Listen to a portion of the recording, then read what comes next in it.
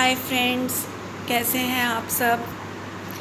चलिए आज फिर आगे इच्छा के ऊपर थोड़ा सा खुलासा करते हैं कि हमारे लिए इच्छा सबसे ज़्यादा ख़तरनाक कौन सी है, क्यों है, कैसे है ना। तो पिछली बार हमने चर्चा की थी प्रशंसा की इच्छा। प्रशंसा का जो लोभ है ना, वो बहुत ख़तरनाक होता है। देखो जैसे किसी को मान लो प्रशंसा मिल भी गई, लेकिन उसकी वो अपनी प्राप्त प्रशंसा से संतुष्ट कभी भी नहीं होता है। उसको और प्रशंसा इतना एडिक्ट हो जाता है इंसान इस तारीफ़ पाने का कि ज़रा किसी गलती पर ज़रा सा भी नेगेटिव सुनने को तैयार नहीं होता। गलती तो छोड़ो, सच्ची बात को भी वो सुनने को तैयार नहीं होता। उसे सच्ची बात भी झूठी लगती है, क्योंकि अपनी ईगो से उसको देखने की आदत पड़ जाती है। तो वो सच्चे व्यक्ति को भी झूठा झूठा मानकर, बुरा बुरा मानकर नकारता चला जाता है, जिसके कारण अपने ही रास्ते में कांटे बोता चला जाता है। अब आप देखो, पैसे की भूख हो चाहे किसी भी चीज़ की भूख हो, भूख कभी भी नहीं भरती। ये ऐसा लालच है, ऐसा गंदा लालच है जिसका गड्ढा कभी भरेगा ही नहीं। जितना प्राप्त होगा ना उतना ही भड़केगा। जैसे हवन की सामग्री होती है ना, उसमें आप जितना ईंधन डालोगे उतनी ही अग्नि भड़कती है। उसी प्रकार यहाँ ये इच्छाओं की जो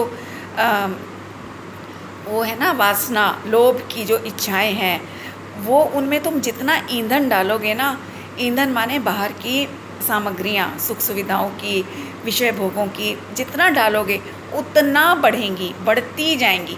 अब आज देखिए, ये इतने अपने ही देश में देख लो, इतने बड़े बड़े अरबपति पार्टी वाले बैठे हैं, टाटा बिरला टाइप के लोग। सब कुछ करेंगे अपने नाम के लिए, बहुत कुछ करेंगे, लेकिन ये नहीं करेंगे कि जो गरीबों की झुग्गी झोंपड़ियाँ हैं वहाँ पर उनको पक्का मकान बनवा के दे दें, उनको आजीविका दे दें, जिससे कि उनकी बेगिंग की आदत या कुछ ऐसा मतलब काम करा दें, छोटी छोटी दुकान करा दें बेशक, जिससे वो भी अपना अच्छे से परिवार का पालन कर सकें। ऐसा कोई नहीं करेगा। करोड़ों रुपया दान में दे देंगे। कोरोना केस हुए, बहुत दिए दान, लेकिन सरकार को दिए। अब सरकार के पास से कहाँ जाते हैं वो तो किसी को नहीं पता। कि हो सकता है सचमुच में लोगों की हेल्प भी होती होगी, मैं ये नहीं कह रही नहीं होती होगी, लेकिन कितना परसेंट होता होगा वी डोंट नो। तो बेटर है कि अगर खुद से पब्लिक की हेल्प करें, एक एक को आजीविका दिलाना वो सबसे बड़ी हेल्प है। लेकिन ये लोभ कषाय करने नहीं देती।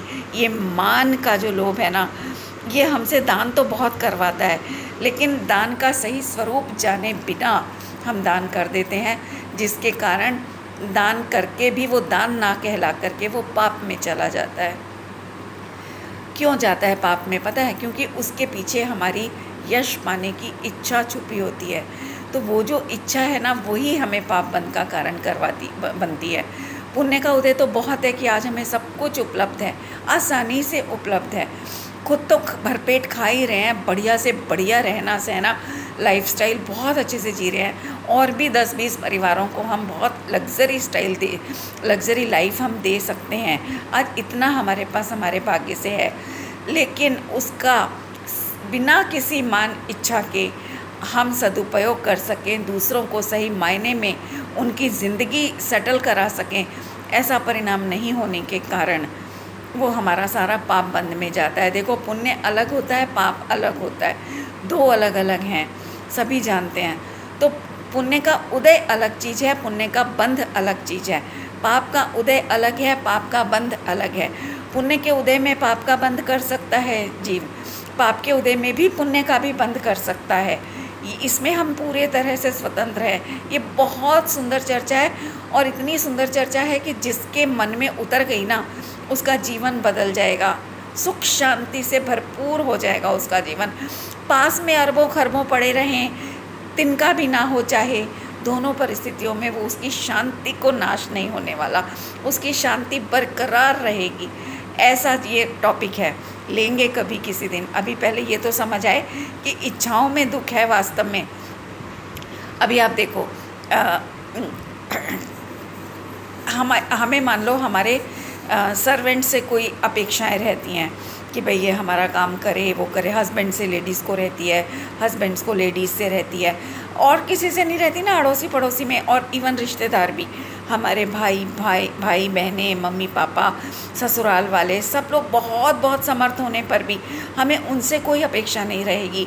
तो इसलिए उनकी तरफ से हमें कभी कोई प्रॉब्लम भी नहीं होती, वो कुछ भी कर जाएं हमें कोई तकलीफ़ नहीं होती। लेकिन जिसके प्रति हमारी इच्छाएं हैं, वो अगर हमारी इच्छा पूरी नहीं कर पाए किसी भी कारण से, चाहता भी हो हमारी इच्छा पूरी करना फिर भी ना कर पाए, तो उसके प्रति हमें ज़रूर गुस्सा आएगा और हम नेगेटिव सोचने को मजबूर हो जाएंगे कि सब कुछ होते हुए भी इस व्यक्ति ने हमारी इतनी सी इच्छा पूरी नहीं की, इसका मतलब ये चाहता ही नहीं है हमारी इच्छा पूरी करना, है ना। इस तरह के थॉट्स जनरली आते हैं लोगों को, लेकिन औरों को नहीं आते। अब मैं यहाँ ये कहना चाहूँगी कि अब देखो, ये जो इच्छा हमारे अंदर उत्पन्न हुई, ये क्या सामने वाले ने करवाई? नहीं ना, ये हमारे खुद के अंदर हुई। भले ही सामने वाला उसमें निमित्त पड़ गया, अकारण निमित्त भी अकारण होता है, सचमुच में कोई कुछ नहीं करवाता। अगर कोई हम पर जैसे साधु संत होते हैं, उनके ऊपर कोई मुसीबत भी खड़ी करे किसी प्रकार की, अगर वो सच्चे साधु हैं तो उन्हें कोई फ़र्क नहीं पड़ेगा, वो अपनी शांति को डिस्टर्ब नहीं होने देंगे। और अगर झूठे होंगे तो तिल मिला जाएंगे, उसके ऊपर बरसेंगे, तूने ऐसा क्यों किया, वैसा क्यों किया, या जो उसने किया उसका निराकरण करने की कोशिश करेंगे, उस चीज़ को दूर करने की, अपनी सफाई देने की। लेकिन अगर मान लो सामने वाले ने हमारी इच्छा पूरी नहीं करी किसी कारण से, तो हमें ये सोचना चाहिए कि ये इच्छा उत्पन्न हुई, ये क्या उसने करवाई? नहीं ना, ये तो हमारी इच्छा थी। अब हमसे भी देखो कितने लोग हैं जो हमसे कैसी कैसी उम्मीदें रखते हैं, हमारे घर परिवार वाले ही, हमारे पति, हमारे बच्चे, हमारे और रिश्तेदार बहुत उम्मीदें रखते हैं हमसे कि ये हमारे लिए ऐसा करेगी, वैसा करेगी। लेकिन क्या हम सचमुच में समर्थ हो पाते हैं सबकी सब तरह की इच्छाएं पूरी करने में? नहीं कर पाते ना। तो जब हम ही नहीं सबकी इच्छाएं पूरी कर पाते, तो कोई अगर हमारी कोई एक आधी इच्छा नहीं भी पूरी कर पाया, तो इसमें वो बुरा कैसे हो गया? हम उसको दोष क्यों देते हैं? उसकी भी अपनी एक लिमिटेशंस हैं, है ना, अपनी भी डिज़ायर्स हैं। कभी भूल भी जाता है इंसान, ज़रूरी नहीं कि जानबूझ के ही वो हमें अवॉइड कर रहा हो, कभी भूल जाता है, हम भी भूल जाते हैं। तो हमें इस तरह से लेना चाहिए हर बात को। और इच्छा अगर हमारे अंदर उत्पन्न हुई है, तो हमें उसका अभाव अपने अंदर ही करना होगा। और ये तो सब समझते हैं कि दुख इच्छा से ही होता है, इच्छा की पूर्ति में सारा तन मन धन लगाते हैं। इच्छा पूरी हो गई तो खुशी हो जाते हैं, नहीं पूरी होती तो दुखी हो जाते हैं। तो इसलिए रोग तो असली इच्छा का हुआ ना। जैसे भूख मैं भूख का बहुत लेती हूँ दृष्टांत, कि भूख लगी किसी को, तो भूख लगने पर अगर भोजन सामग्री मिल जाती है तो खुश हो जाते हैं, शांत हो जाती है वो भूख की तकलीफ़, और अगर नहीं मिलती तो भड़कती जाती है, और उसके पीछे पीछे और कषाएँ भी भड़कती हैं, क्रोध की, हर तरह की बहुत भड़कती हैं। इसी प्रकार यहाँ इच्छा जो उत्पन्न हुई ना, वो एक ऐसी, उसकी भी एक ऐसी जलन है। जब भी किसी प्रकार की इच्छा उत्पन्न होगी, वो किसी ना किसी, वो जलन के साथ ही उत्पन्न होगी, अंदर में बेचैनी की एक फीलिंग के साथ होगी। अरे यार, मुझे डिस्टर्ब मत करो, मेरे को अभी फटाफट ये काम पूरा कर लेने दो, मुझे ये काम पूरा करना है ना। तो इस तरह की बातें हम अक्सर अपने साथ में भी और दूसरों के साथ में भी होती देखे जाते हैं ना। तो कहने का मतलब ये है कि इच्छा एक रोग है, मन का रोग, मनोरोग कहते हैं इसको। अब आप लोग कहोगे कि इच्छा के बिना कैसे कोई जीवन हो सकता है, कैसे रह सकता है कोई? हाँ, अभी नहीं रह सकते हैं, ठीक है, लेकिन ये कहना गलत है कि इच्छा के बिना जीवन नहीं होता। देखो, सिद्ध करते हैं कैसे, कि किसी को थोड़ी इच्छा अभी देखी जाती है, किसी को ज़्यादा इच्छा देखी जाती है।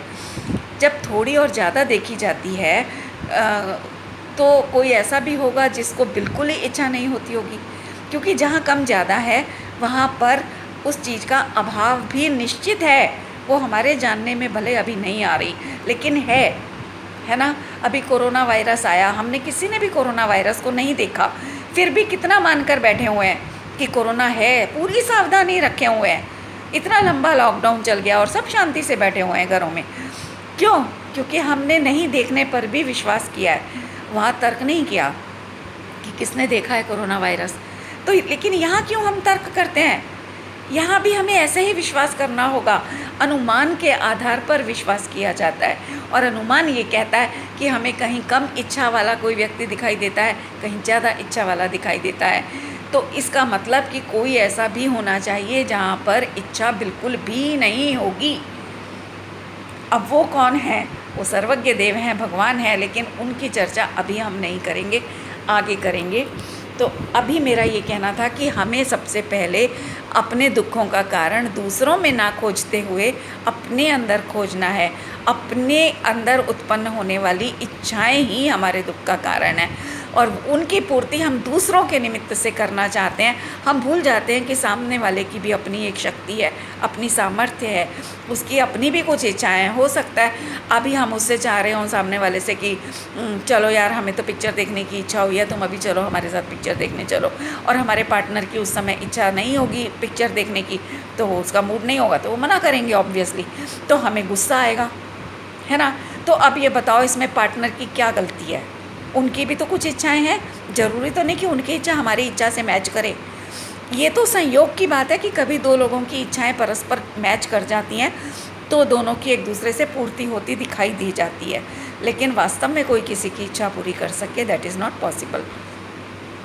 तो ये मुझे कहना है कि इच्छा, और हाँ, प्रशंसा की इच्छा की हम बात कर रहे थे कि प्रशंसा, देखो एक चोर भी दूसरे चोर की तारीफ़ करता दिखाई देता है। एक चोर कभी पुलिस वाले की तारीफ़ नहीं करेगा, एक पुलिस वाला कभी किसी चोर की तारीफ़ नहीं करेगा, है ना। तो लेकिन अगर चोर चोर की तारीफ़ कर रहा है तो क्या चोरी के काम को हम अच्छा कार्य मान सकते हैं? उसको प्रशंसनीय किस तरह से माना जा सकता है? बोलो, चोरी के काम को। एक रिश्वतखोर इंसान रिश्वतखोर की प्रशंसा करता है, लेकिन क्या रिश्वतखोरी का काम कभी किसी भी एंगल से प्रशंसनीय माना जा सकता है? कभी नहीं माना जा सकता ना। तो इसी तरह से हमें ये सोचना चाहिए कि प्रशंसा करने वाले हमारे कौन? अगर कोई हमारे बुरे कार्यों की प्रशंसा करता है तो इसका मतलब वो खुद बुरा व्यक्ति है, और बुरा व्यक्ति बुराई की ही प्रशंसा करेगा। तो हमें सामने वाले की प्रशंसा को, अपने व्यक्तित्व को, अपने कैरेक्टर को, अपनी पर्सनैलिटी को एनालाइज करने का एक मीडियम बनाना चाहिए। कैसे? कि उसने आज हमारी इस बात की या इस काम की तारीफ़ की है तो किस लिए की है? मैंने जो ये काम किया या मैंने जो ये वचन बोला, क्या ये सच में बिल्कुल किसी के लिए भी नुकसानदायक नहीं है ना? बढ़िया है, हर तरह से प्रशंसा के योग्य है या नहीं है? और जैसे मान लो जो दुनिया में दानवीर नाम आज देखे जाते हैं लोग, तो वो अगर कहीं पर मान लो 1 लाख 2 लाख का दान दे करके आए और उनकी बड़ी तारीफ़ें हुई, उनको हार पहनाए गए, उनको मेडल्स दिए गए, घर में लाकर उन्होंने सजाए भी, तो उन व्यक्तियों को ये महसूस करना चाहिए, एनालाइज़ करना चाहिए अपने अंदर कि मैंने 1 लाख रुपया दान दिया तो वो उसकी मुझे प्रशंसा मिली, तो उसके पीछे प्रशंसा करने वाले का क्या लक्ष्य हो सकता है? कि वो जो पैसा मैं देकर आया हूँ उस पैसे का उपयोग किस तरह से होने वाला है? क्योंकि जनरली आज संस्थाएं जो है ना वो कभी सच्चे लोगों के लिए दान का पैसा भी खर्च नहीं करती हैं। वो अपनी ही आपस में उसमें खिचड़ी पकती रहती है उनकी, और सब नाम के लिए होता है। पत्थर लगवा देंगे किसी व्यक्ति का कि इसने इस चीज़ के लिए इतना लाख रुपया दान दिया तो ये उसकी तरफ से पत्थर, पंखा दिया तो पंखे पे नाम लिखवा देंगे। और यहाँ तक कि तीर्थों पर तो पत्थर लगते हैं ना, जो पहाड़ों पर सीढ़ियाँ बनती हैं उन पर भी नाम लिखे होते हैं। मैं कई बार जब यात्रा करने जाती हूँ ना, तो जब पैर मुझे नाम दिखाई देता है ना सीढ़ियों पर लिखा हुआ कि इस सीढ़ी का पत्थर इस व्यक्ति की तरफ से, इस जगह का निवासी और अमुक अमुक व्यक्ति की तरफ से ये पत्थर लगाया गया, तो मैं तुरंत उस नाम से बच कर के पैर हटा करके निकलती हूँ, क्योंकि मुझे तकलीफ़ होती है ये देख कर कि देखो इसने जिस नाम के लिए ये पत्थर लगवाया है वो उसी नाम पर पैर रख कर के लोग आगे बढ़ रहे हैं। ये है प्रशंसा का असली रूप। मैं कभी भी अनजाने में रख बैठूँ तो बात अलग है, पर जब भी मैं देख लेती हूँ मैं हमेशा उस पैर से बच कर के निकलती हूँ, उस नाम पर पैर नहीं रखती मैं कभी भी। ये है प्रशंसा का स्वरूप। सोचो आप, हम नहीं रहेंगे, हम मर के पता नहीं किस गति में चले जाएंगे। तो आज जो हमारी प्रशंसा हो रही है वो प्रशंसा देखने हम नहीं आएंगे। हमें नहीं पता हमारे मरने के बाद लोग क्या बातें करने वाले हैं। और अभी जीते जी भी करते हैं पीठ पीछे बात। मैं कितने लोगों को जानती हूँ जो हमारी समाज में अच्छे अच्छे दानवीर लोगों के लिए पीठ पीछे बुराइयाँ करते हैं कि सब नाम के लिए पैसा दे रहे हैं। और सच बताऊँ, हमें जो तारीफ़ मिल रही है ना, वो भी उस पैसे के बदले में मिल रही है। अगर पैसा नहीं देंगे तो देखो ज़रा कितनी तारीफ़ मिल जाएगी, करके देखो। मैं तो खुद कभी निष्काम कार्य करती हूँ, मुझे तो कभी तारीफ़ नहीं मिलती किसी से, सच बता रही हूँ। लेकिन मुझे इच्छा भी नहीं होती, सच कह रही हूँ, बिल्कुल इच्छा नहीं होती, और मैं इसीलिए इतनी मस्त रहती हूँ। तो मतलब अगर आप पैसा दे के आ रहे हो, उसके बदले में तारीफ़ मिल रही है, तो आपको तारीफ़ फ्री में नहीं मिली है, आप ख़रीद के लाए हो उसको। जैसे दुकान में से हम कोई वस्तु खरीद लाते हैं उसका मूल्य दे करके, इसी प्रकार आपने मूल्य दे करके उस प्रशंसा नामक वस्तु को खरीद लिया है। तो उसमें कौन सी तारीफ़ हो गई, कौन सी बड़ी बात हो गई, है ना। जिसकी जितनी सामर्थ्य है उतना वो दान देता है और प्रशंसा ले आता है। तो इसमें कोई बड़ी बात नहीं है। प्रशंसा तब है, उन लोगों की प्रशंसा है जिनका मैं न्यूज़ में कई बार सुनती हूँ कि रातों रात भरी सर्दियों में गए, किसी को पता नहीं, चुपचाप अपनी गाड़ी में गए, सड़कों पर भिखारी पड़े होते हैं, सो रहे होते हैं ठिठुरते हुए, उनके ऊपर चुपचाप कंबल उड़ा करके आ जाते हैं। वो है असली कार्य प्रशंसनीय। तो ऐसा हमें बनना चाहिए। तो मेरा कहना इतना ही है कि हम इच्छा के स्वरूप को समझें। इच्छा का मतलब लोभ, और लोभ तो सब पापों का बाप बताया ही गया है। तो इसलिए सबसे पहले हम इच्छा के स्वरूप को समझें, अपनी इच्छाओं को एनालाइज करने की कोशिश करें कि हमें जो इच्छा आ रही है वो किस हद तक हमारे लिए भी और दूसरे वाले के लिए भी कहाँ तक उपकारी है, हितकर है भी कि नहीं है। अगर हितकर नहीं है तो तुरंत उसको ख़त्म कर देना चाहिए। जैसे अभी हम खाना खाने बैठे, हमारी मनपसंद चीज़ सामने आ गई तो हम फ़ौरन उस को और खाना चाहते हैं, तो वहाँ तुरंत उस अंदर आती हुई और की इच्छा, जैसे मान लो रसमलाई आई हमारे सामने, तो और इतनी टेस्टी है कि मन कर रहा है और खा लें, लेकिन पेट में जगह नहीं है या स्वास्थ्य ज़्यादा खाने की परमिशन नहीं देता है, तो भी हम खा जाते हैं। तो ये लोभ के कारण हम खाते हैं। खाने संबंधी लोभ के बहुत प्रकार हैं, खाने का भी लोभ होता है। तो वहाँ हम तुरंत अपनी इस इच्छा को एनालाइज़ करें कि ये इच्छा तो अब देखो हमें इच्छा हुई, हमने एक खा ली, चल ठीक है, नहीं तोड़ी जा रही थी इच्छा, हमने एक खा ली, कोई बात नहीं। अब 2 रसमलाई खाना, 2.5 खाना, 3 खाना, तो वो तो हमारे लिए अहितकर हो जाएगी ना। ज़्यादा खाएंगे ज़्यादा नुकसान करेगी, पेट को, शरीर को नुकसान करेगी। तो इस प्रकार हम अपनी इच्छाओं पर काबू पा सकते हैं। अपनी इच्छाओं को एनालाइज़ करना सीखें और कहाँ प्रशंसा का लोभ बिल्कुल छोड़ दें। ये प्रशंसा कभी फ्री में नहीं मिलती, और सच्ची प्रशंसा करने वाले भी लोग नहीं हैं दुनिया में, जितने हैं सब दुखी रहते हैं। एक व्यक्ति को जानती हूँ, हमारे संबंधी हैं, निकट संबंधी, डॉक्टर हैं वो, तो वो बहुत सज्जन व्यक्ति हैं। उनको आदत है कोई भी मरीज़ घर आ जाता तो वो उठ करके अपनी थाली छोड़ करके भागते थे। मैंने देखा ऐसे अपने उसमें दैनिक जीवन में एक आध बार मैंने ऐसा देखा। लेकिन जो उनकी वाइफ़ थी ना, वो बहुत सड़ती थी इस बात से कि क्यों खाना छोड़ कर के आप भाग रहे हो। तो वो डॉक्टर साहब बोलते थे कि अरे क्या पता कौन किस मजबूरी में मेरे घर आया है सुबह सुबह 8 बजे, तो उसको मैं नहीं देखूँगा, मेरा खाना कहीं नहीं जाएगा, मैं 15 मिनट लेट खा लूँगा, लेकिन उसको नहीं पता 15 मिनट जीवन के मिलेंगे या नहीं मिलेंगे। मेरा हृदय गदगद हो जाता था ऐसा देख करके। मेरा सच में आज भी मेरा मन भर आता है उस व्यक्ति को याद करके। ऐसे लोग हैं, आज भी मैंने देखे हैं, तो वो हैं सच्ची प्रशंसा पाने के योग्य। लेकिन कहना ये है कि उनके लिए, उनके इतने नेक कार्य की प्रशंसा करने में भी उनकी वाइफ़ उनको नहीं सामने आती थी, और वो सड़ती थी कि आपका खाना ठंडा हो रहा है तो आप क्यों भागे चले जा रहे हो, अपना खाना ख़त्म करके जाओ, पेशेंट वेट कर लेगा थोड़ी देर। लेकिन नहीं, वो डॉक्टर साहब नहीं रुकते थे। तो मेरा कहना कि प्रशंसा बताओ, अच्छा कार्य है ना, हर एक की नज़र में अच्छा है, धर्म के रूप से भी अच्छा है वो कार्य, है ना। और जो उन्होंने सौगंध ली है डॉक्टरी के समय में कि मैं मरीज़ों के लिए प्रायोरिटी मेरे जीवन में रहेगी, वो अपने उस वचन को भी निभा रहे हैं डॉक्टर साहब। लेकिन वाइफ को संतुष्टि नहीं है, वो प्रशंसा नहीं कर पा रही उनके उस नेक कार्य की। क्यों? क्योंकि वो स्वार्थ की नज़र से देख रही हैं, पति की नज़र से देख रही हैं कि मेरा पति है, खाना तो गरम गरम खा ले। वो मोह की नज़र से देख रही हैं। तो मोह कभी भी अच्छा नहीं होने देता, कभी कुछ अच्छा नहीं होने देता। मोह हमेशा पाप के बंद करवाता है। तो अब देखो, अच्छे कार्य की प्रशंसा ना करके वो महिला अपना तो पाप का ही बंद कर रही है ना। और मान लो अगर वो मरीज़ सच में, जैसा कि वो डॉक्टर साहब सोचते थे कि अगर सच में बहुत सीरियस हुआ और वो 10 मिनट उनकी लापरवाही की वजह से अपना नाश्ता करके आने की चक्कर में वो मरीज़ कुछ सीरियस हो जाता, सांसें पूरी हो जाती उसकी, तो वो शायद अपने आप को कभी माफ़ नहीं कर पाते।